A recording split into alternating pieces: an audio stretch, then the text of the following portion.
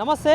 ప్రస్తుతం మనం KBR park road number 45 దగ్గర ఉన్నాం. సో ప్రధానంగా మార్నింగ్ నుండి ఈరోజు మార్నింగ్ 6 o'clock నుండి కూడా ఈ కేబీఆర్ పార్క్ చుట్టూ వన్ వే ట్రాఫిక్ అయితే ఆంక్షలు అయితే విధించడం జరిగింది. సో ప్రధానంగా ఈ కేబీఆర్ పార్క్ చుట్టూ ఈరోజు పొద్దున 6 గంటలకు స్టార్ట్ అయిన ఈ హెచ్సిటీ ప్రాజెక్ట్లో భాగంగా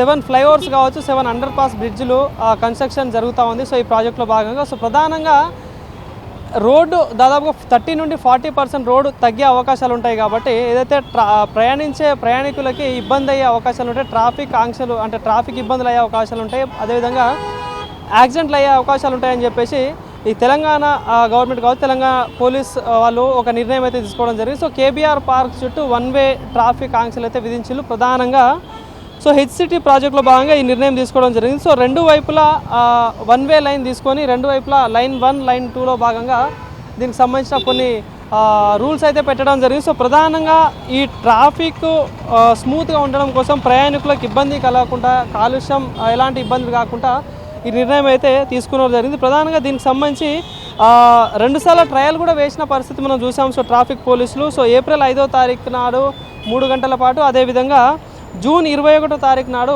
6 గంటల పాటు దీనికి సంబంధించి ట్రయల్స్ కూడా వేయడం జరిగింది.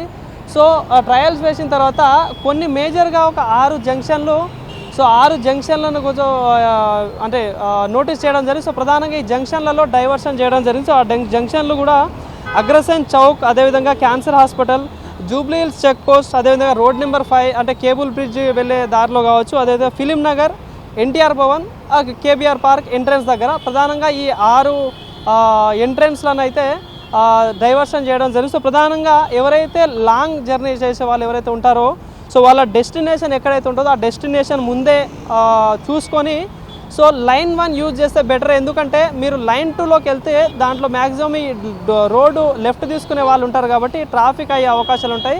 సో ఏదైతే ఇప్పుడు కేబీఆర్ పార్క్ కావచ్చు, అదేవిధంగా క్యాన్సర్ హాస్పిటల్ కావచ్చు, టువర్డ్స్ కేబుల్ బ్రిడ్జి, మాదాపూర్ వెళ్ళే వాళ్ళు లైన్ 1 యూజ్ చేస్తే బెటర్ వీళ్ళు. సో లైన్ 1లో స్ట్రైట్ ఒకటే రూట్ ఉంటుంది కాబట్టి వెళ్ళడానికి బాగుంటుంది అని చెప్పేసి కూడా పోలీస్ వాళ్ళు చెప్తా ఉన్నారు. సో ప్రధానంగా మార్నింగ్ నుండి చాలామంది ప్రయాణికులు ఇబ్బంది పడుతూ ఉన్నారు. సో కొంత డిస్టెన్స్ పోవడానికి మాకు దాదాపుగా 5 నుండి 6 కిలోమీటర్లు వెళ్లాల్సి వస్తుందని చెప్పేసి కూడా ప్రయాణికులు చెప్తున్న పరిస్థితి కనిపిస్తూ ఉంది. సో చూసుకోవచ్చు ప్రధానంగా ముఖ్యమైన మార్పులు ఏవైతే ఉన్నాయో ఎన్టీఆర్ భవన్ దగ్గర నుండి రైట్ టైం క్లోజ్ చేయడం జరిగింది. అదేవిధంగా కేబీఆర్ పార్క్ వైపు మళ్లించడం జరిగింది. సో అటు వెళ్ళిన వాళ్ళు రోడ్ నెంబర్ 45 లేదా జర్నలిస్ట్ కాలనీ మీదుగా వెళ్లాల్సిన అవసరం ఉంది. అదేవిధంగా జూబ్లీ హిల్స్ చెక్ పోస్ట్ దగ్గర ఎన్ఎఫ్సిఎల్, పంజాగుట్ట, బేగంపేట్కి వెళ్ళే లైన్స్ రియలైన్ చేశారు. అదేవిధంగా రోడ్ నెంబర్ 10, అదేవిధంగా 12, 36 ఫిలిం నగర్ కొత్త మీడియన్ ఓపెనింగ్ ఆల్టర్నేట్ జంక్షన్లు కూడా ఏర్పాటు చేయడం జరిగింది. సో ఇతర ఏర్పాట్లు కూడా చాలా వరకు చేశారు. సో మార్నింగ్ వాకింగ్ సంబంధించినవి కావచ్చు, మార్నింగ్ ఏదైతే కేబీఆర్ పార్క్ చుట్టూ మార్నింగ్ వాకింగ్ చేసే వాళ్ళ గురించి కావచ్చు, అదేవిధంగా వాటికి సంబంధించి కూడా కొన్ని నిర్ణయాలు కూడా తీసుకోవడం జరిగింది. గూగుల్ మ్యాప్లో కూడా కొత్తగా అప్డేట్ చేయడం కూడా జరిగింది.